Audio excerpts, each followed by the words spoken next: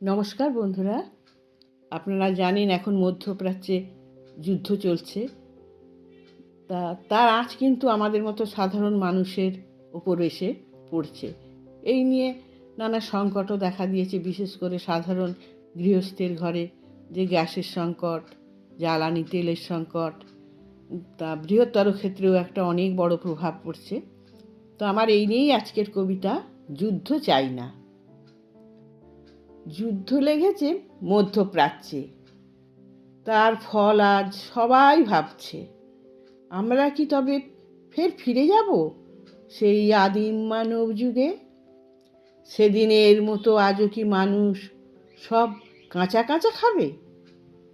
Gas সংকটে মানুষ এখন এসব কথাই ভাবে।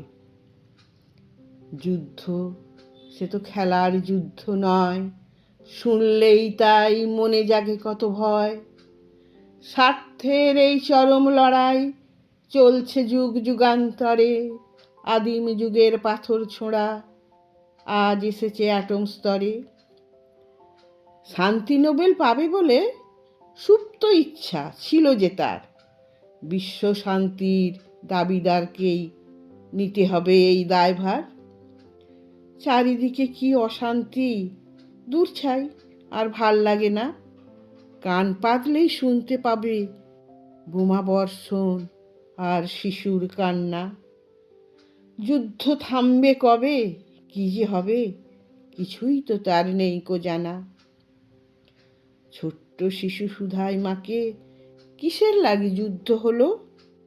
মা হেসে কয়, দূর বোকা, এসব কথা না জানাই ভালো।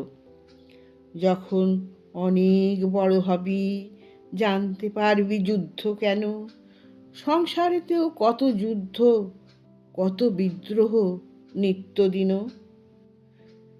দিনের শেষে ক্লান্তি নামে, সবাই যখন ঘুমের দেশে, ভয় ভীতি সব দূর হয়ে যায়, শান্তি মেলে সবার শেষে।